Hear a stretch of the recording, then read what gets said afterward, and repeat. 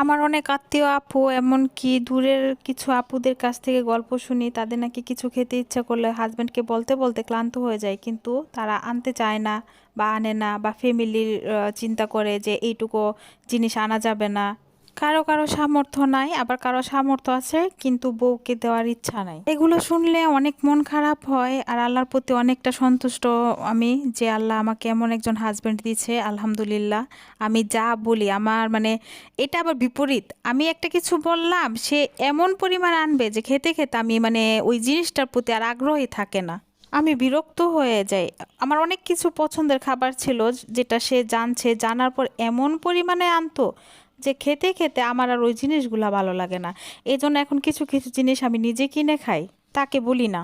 আর সবচেয়ে পছন্দের ফল হচ্ছে আমার আম, যেটা আমি নিজে কিনি না, সে অলওয়েজ কিনে। আর 1-2 কেজি না, একদম কেজ ভরে ভরে পাঠায়।